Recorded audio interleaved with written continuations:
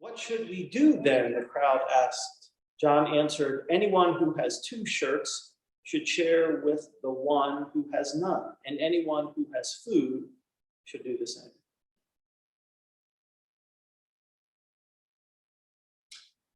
I want to begin today by asking you for a favor, which may seem a little unusual.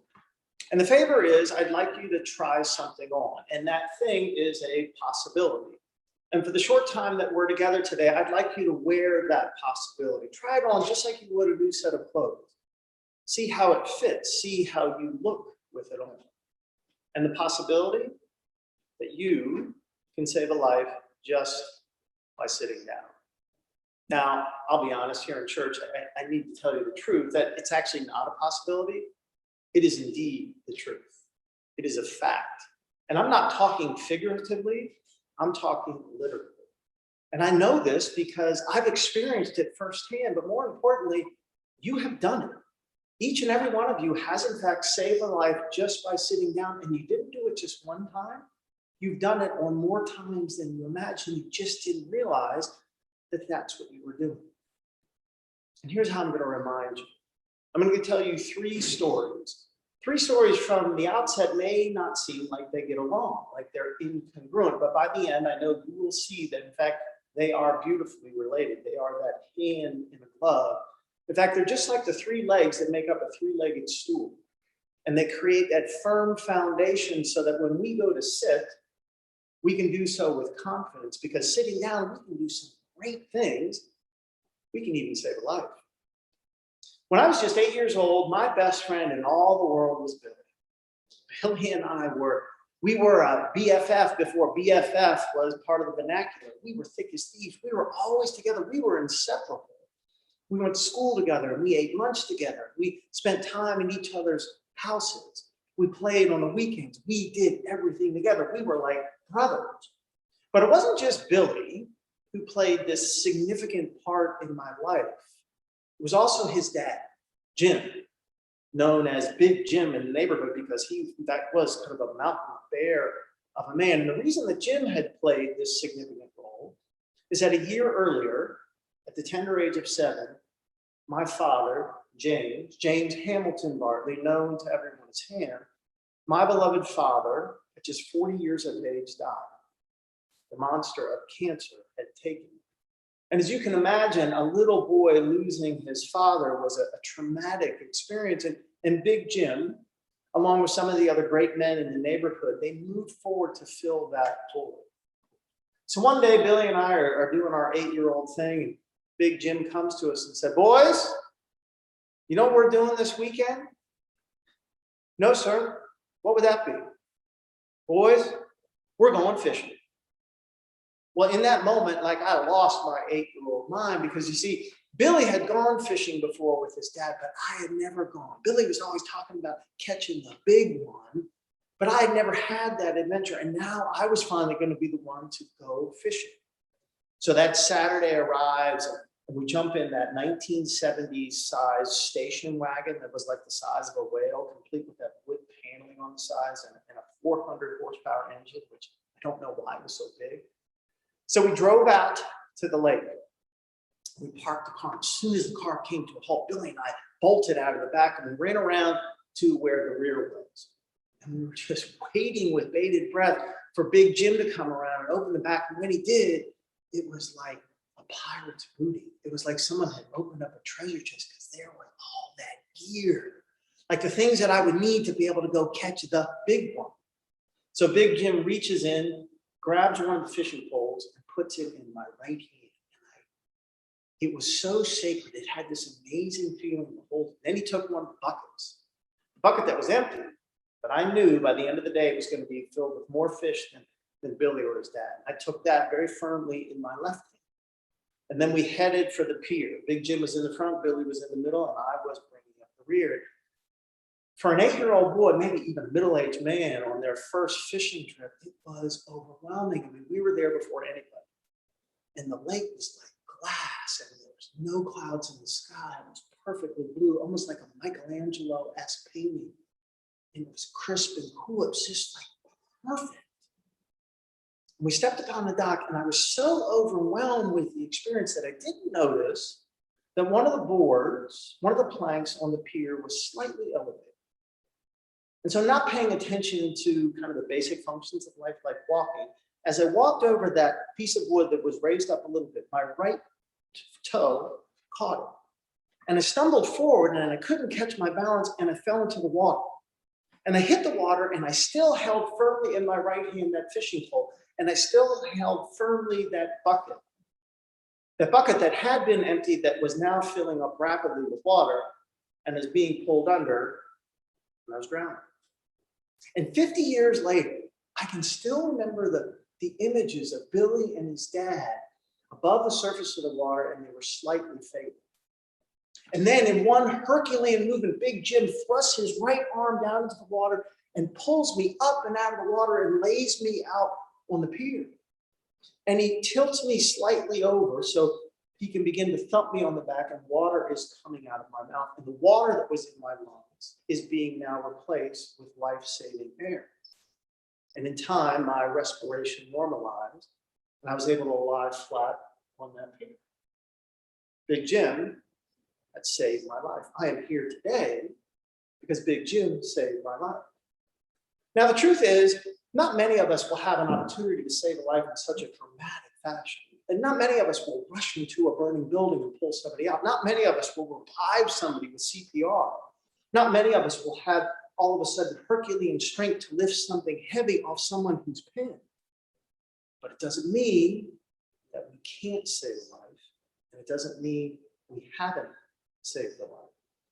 Because as much as I remember the physical act of being pulled from the water, what remains with me today, that every time I bring this experience to mind, I still have the visceral memory of it, like I still get goosebumps, is what Big Jim did after he pulled me out of the water.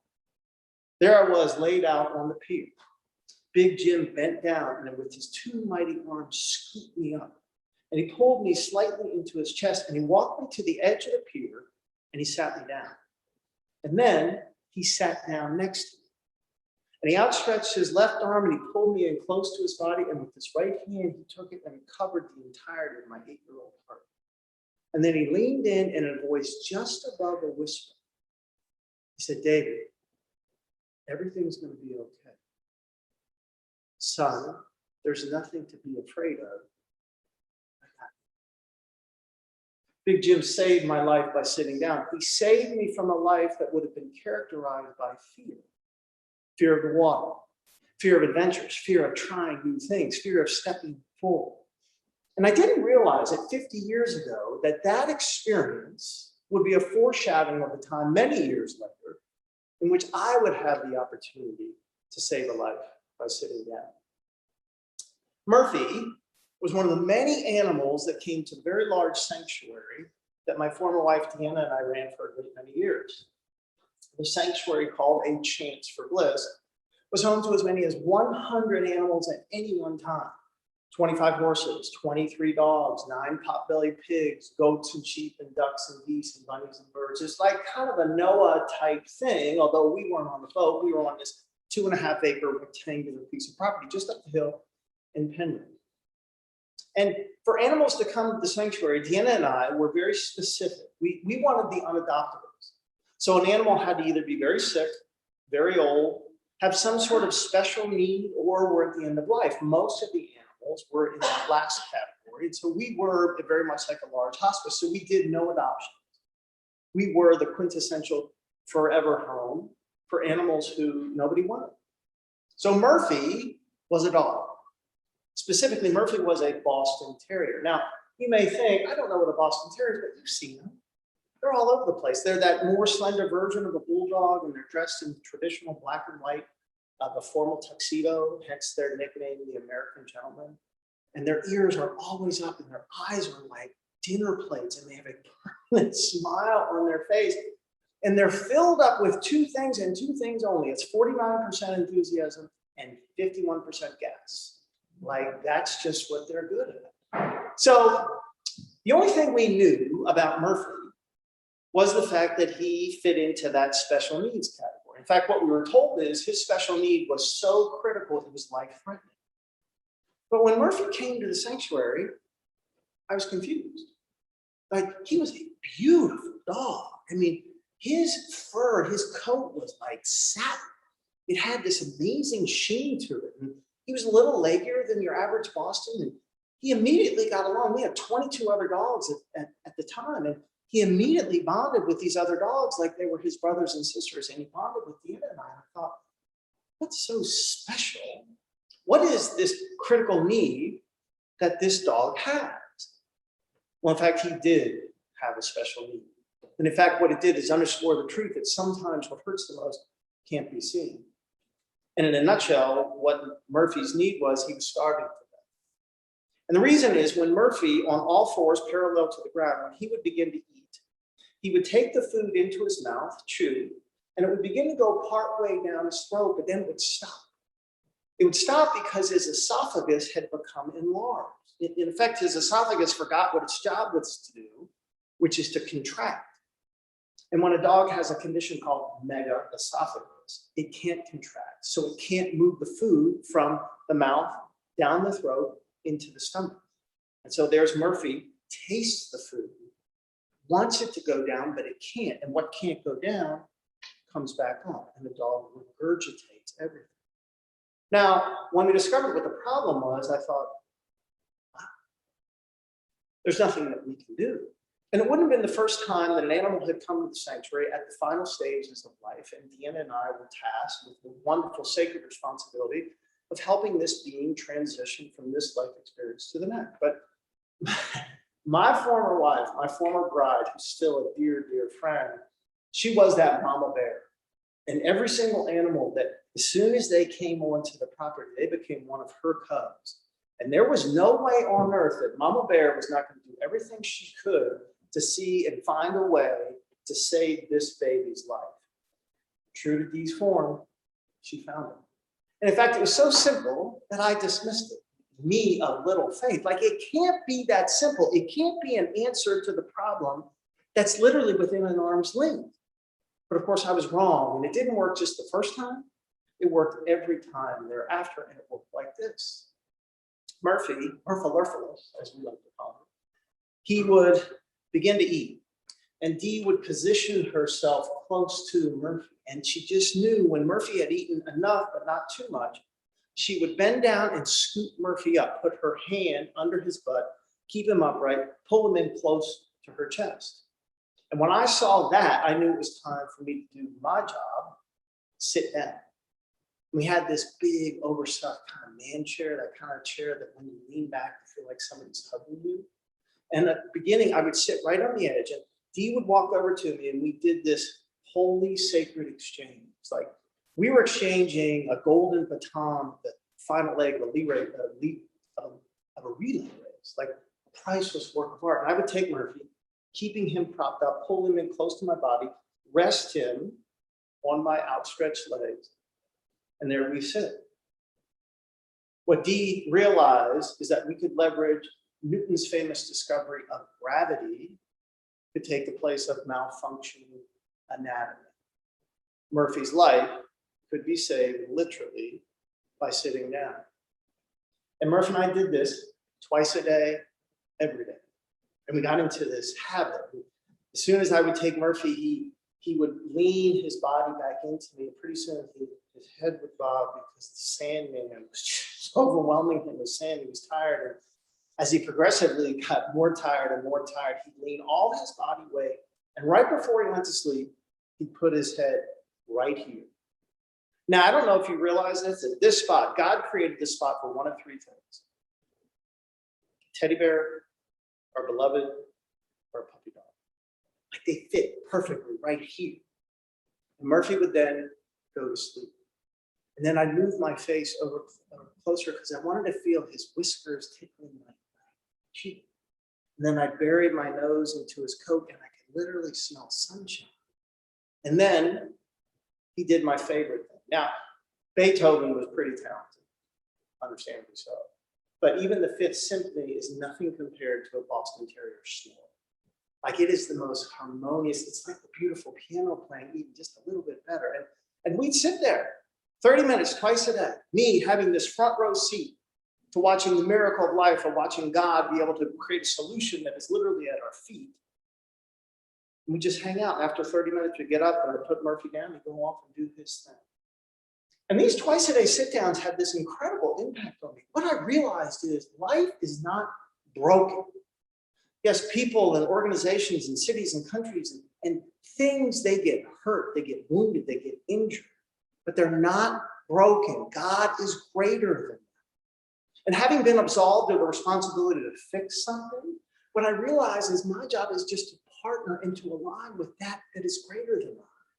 In this case, it was to align with the realization of a brilliant, compassionate woman to go and sit down. I was heroic for the mere fact that I showed up. And then, as mentioned, to have this front row seat, who gets that opportunity to twice a day see a life saved? Murphy's life was saved by sitting down, but it wasn't just Murphy's life who was saved by sitting down. It was my life too. On August 31st, 2011, the monster known as clinical depression took me forcibly by the hand and dragged me to the midpoint of the 730-foot tall Forest Hill Bridge. And once there, slammed my body up against the 4.5-foot suicide barrier, bent me over so I could see where he was about to toss me in a dark circle in the North Fork of the American River. And then with everything he had, by way of swirling horrific thoughts of self-hatred, of worthlessness, of uselessness, by way of the lie that I believed on that day to be completely true, that the world would be better off, Tiana, the animals, everybody would be better off if I would just kill myself. The monster endeavored to throw me away with no more thought than any of us do, to throwing away a piece of worthless, useless, smelly garbage. But my story, my life, was not the end of it. God had other plans. And on that day, and even to this day now, because I still have those moments in which the monster of depression has me around the neck, and there is the occasional thought of suicide, people then and now have saved my life by sitting down. It was the first responder, having received a 911 call, who approached me and then sat down next to me as I stood on a dark spot on a tall, tall bridge. And then that man, leveraging curiosity to create understanding where I was coming from, then giving me the gift of listening, ultimately transport us both to a place of understanding, that safe and fertile ground where all good things happen. And through a series of questions, counterintuitive, giving me the chance to say, what's it like on my worst days? But then pivoting to say, what's it like on my best days? Presencing just a little teeny half a mustard seed size of hope. That I was able to push back from the rail and retrace my steps. And on the way out, this man, middle-aged man, looked at me and he said, "Thank you for telling me how you feel." And then it was the psychiatric doctor, the psychiatrist in the second day of the psych hospital, who's sitting down with me, knee to knee, creating that safe place to let me say my story. Let me share what was going on and trying to discover what was the cause of my condition. And then he realizing, as I was sharing, that I had inherited the unfortunate genetics of my grandfather who had killed himself. And then my father, who having been taken by cancer, was weakened by his lifelong battle with crippling, horrific depression. And that genetic predisposition, coupled with the trauma of losing my father at just 7, and the unspeakable horror of being assaulted by someone who I should have been able to trust at the tender age of 11. This extraordinary man sitting down with me upon hearing my story, leaned forward, took my hands in his, just like a father would to a son, and said, "David, it's not your fault." And then there were the people who, when I came home and they discovered where I had been and why, they wanted to do something. And on that first day home, it was my neighbors, Ron and Mary, and these incredible people who, all of a sudden, there was a knock on my door, and I opened it up, and there they were, Mary Ann holding in her hand one of her amazing homemade creations. And Ron and Mary Ann walked in, and they sat down with me. We laughed, and we cried, and they listened. and they embraced me and reminded me that my diagnosis was not my identity, that there was nothing that could have happened that would separate me from their love. And then there was my great friend Larry, who said, I'm going to drive you to your therapy appointments. And on that first day, there he was picking me up at my house. And I sat down with him and we drove to the therapy appointment and he dropped me off. And I came out, I was about to come out of the doctor's office. I had my phone in my hand because I thought, if I needed to text Larry, he will come and get me. But I walked out and there he was sitting in the waiting room. We got in his car and the first drive home, what was created was this amazing ritual that we did every single time. Larry said, hey, brother, I just got to make a stop at one of these grocery liquor stores. So we drove up, I thought, okay, he runs in and comes out, and each hand there's a pint. No, not beer, Ben and Jerry's. And we sat down in his front seat. And I've come to realize, brothers and sisters, that there's almost nothing in the world that can't be healed with brotherhood and ice cream. And then there are the people now who just somehow know. They just somehow know, much like Murphy, that sometimes what hurts the most, me, can't be seen. It's hidden, it's invisible. But they also know that sometimes what helps the most is easy to do. And they will sit down with this intuitive knowing, and they will pick up the phone and they will call me. And even if I don't answer, they'll leave me a message. David, you matter to me. David, I love you. David, you make my life better just by being in it. David, you have survived 100% of your worst days. You got this because I got you. And then there is my big brother, John. Major General John R. Bartley. Big brother knows when his little brother is hurt. He just somehow knows. I don't have to say anything. He just picks it up. And he always does the same thing. He sits down and he puts pen and paper and he writes me one of those enchanted, priceless handwritten notes. And he seals it with brotherly love and he sends it on its way. And it just shows up at the right and perfect time. And I go to the mailbox and I take it out. And before I open it, I just hold it. Just feel it, because just the presence of it makes a difference. And then when I do open it, I'm overwhelmed with the aroma of hope, knowing it's okay. It's simple things done by everyday people that make a life-saving difference. And each and every time one of these heroes steps forward in response to my suffering and my need, they sit down and they sit back and they activate the downward pull of life. And so then, like Murphy, I too am fed. My life is saved by sitting down. And I want to offer one more piece of evidence. One more piece of evidence to remind you that, yes, indeed, this is true. Yes, indeed, you can save a life by sitting down. One more piece of evidence so that you will keep on this garment, not of possibility, but of truth. And you will wear it out into the world, knowing that, yes, indeed, we are our brothers and sisters keepers. And when you catch a sight of yourself in the mirror, you look in and say, you know what? I rock this look. And here's this piece of evidence. There's an amazing man. His name is Dr. Drew Ramsey. He's a psychiatrist. And I think what the doctor is telling us is completely underscores what we have shared together here today. And the doctor says, someone you see today is thinking about killing themselves. Your smile, your question, your love could save them. Trust me, they told me it did. And I don't think it's a coincidence by any measure that the three things that Dr. Ramsey's patients told him on the day that they were going to kill themselves, a smile, a question, an expression of love, that each of these three things can be done sitting down. People all around us are suffering. People right now are at risk of being pulled under for the third and the final time, but this is not a time of hopelessness. There's no need for us to stand on the safety of dry land, not knowing what to do, because we know what to do. We know how to do it, and we know it works because we've done it before. The time is now for us to reimagine what it takes to save a life. The time is now for us to reimagine what saving a life looks like. And the time is now, my beloved brothers and sisters, for us to remember that we can all save a life just by sitting down. God bless and thank you.